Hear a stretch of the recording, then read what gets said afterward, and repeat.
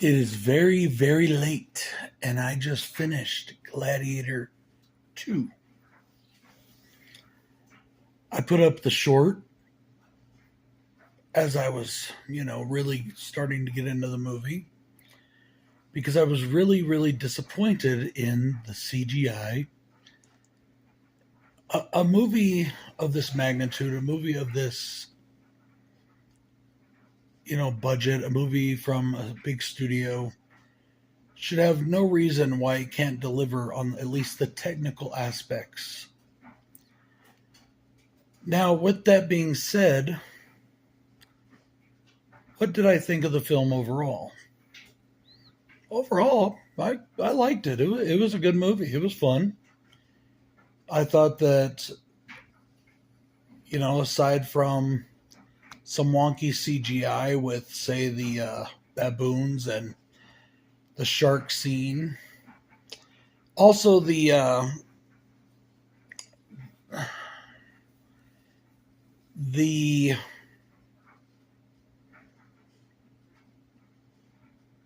the suspension of disbelief that is needed to believe that they could fill the Colosseum, a place that is not watertight, with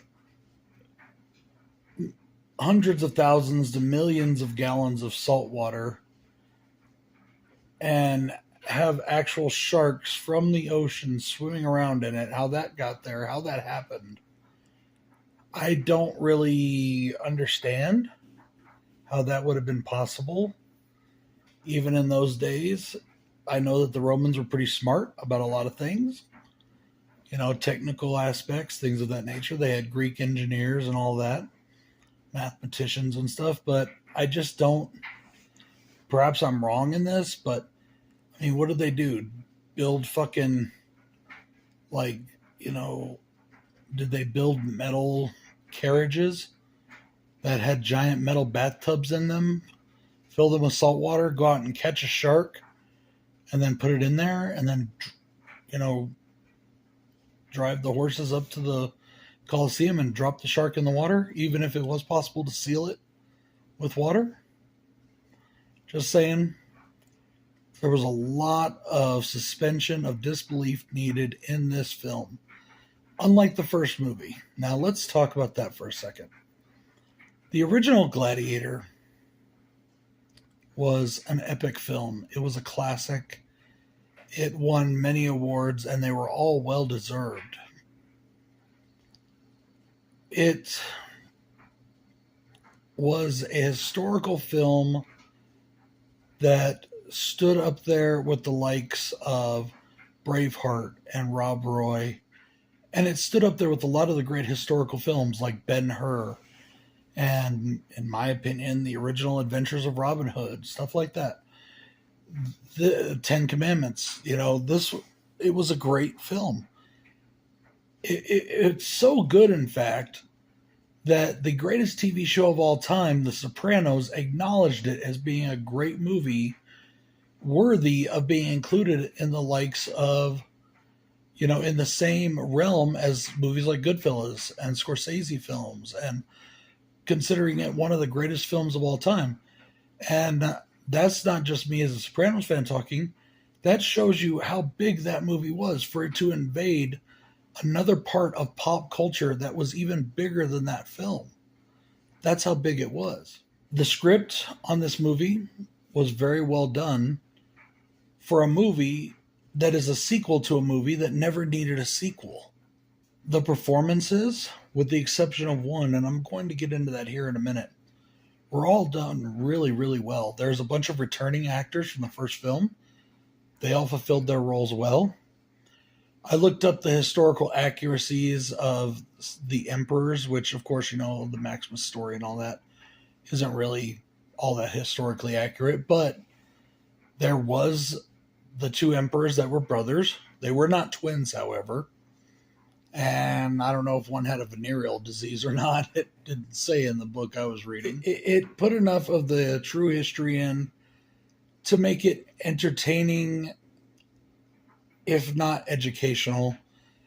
Now, this is not the way that Rome Rome never became this citizen-led city-state. It always had emperors, so none of that in this movie is true. There were always emperors. It existed right up until the end when the fall of Rome happened under an emperor that was very much unworthy. Let's get into performances because there's only two big negatives I have in this film. Well, three. Let's say three. Bad CGI. Now, there is some good CGI. I don't want to go and say that the entire CGI parts of the film were bad. I really enjoyed the rhino scene. I don't want to give things away too much for those that still haven't seen the movie. I put off seeing the movie because I didn't really think I needed to see it because I didn't think that Gladiator 1 needed a sequel, and I was right. It doesn't need one. Okay, back to what I was saying, though. Things that I don't like in this movie was wonky CGI, the amount of disbelief suspension needed, and the third was the performance of one individual. This is probably the worst performance I've ever seen Denzel Washington give in his entire life. Denzel Washington is an Oscar-winning actor. He is a great actor. He has played in historical roles before, but it just goes to show that Denzel Washington has gotten so into playing a certain type of character in certain types of film that I think he's lost his range to play outside of his sandbox. He's in the middle of ancient Rome, but yet he has a New York accent.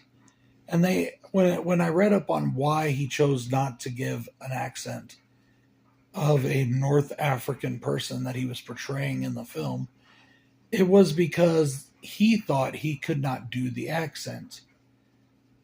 Okay, that's why you work with voice coaches. That's why you work with dialect coaches and you get the accent down.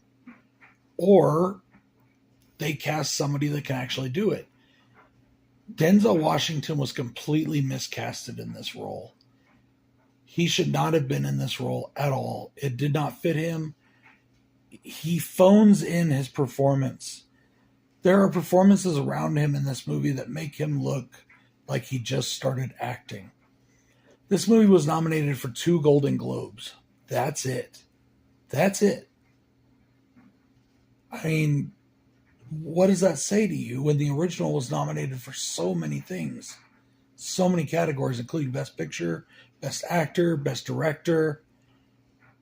Ridley Scott just dropped the ball on this movie. I still enjoyed it. I had a lot of fun with it. It's a good action flick. It's a good historical action flick. But it's not anywhere near the level of Gladiator. If you are going to make a sequel to one of the most epic films of all time, it needs to be on the same level. It is not, and that shows why the film did not succeed. Some people think it did. It did not. I looked up the box office on the film. It lost money. The film did not succeed. Is this an enjoyable movie? It is if you want to sit through about 3 hours of people killing one another in a Roman gladiator setting. If you're looking for historical accuracy or you're looking for that epic film that was the original Gladiator, this is one to just skip, keep the memory of the original Gladiator in your thoughts, and go back and revisit it. And that's all I have to say about that. Fun movie, did enjoy it, but not nowhere near the level of the original. Bad performances from the best actor in the movie.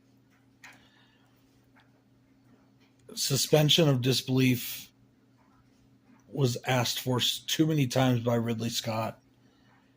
And bad CGI. I mean, it literally looked like it just walked out of the 90s.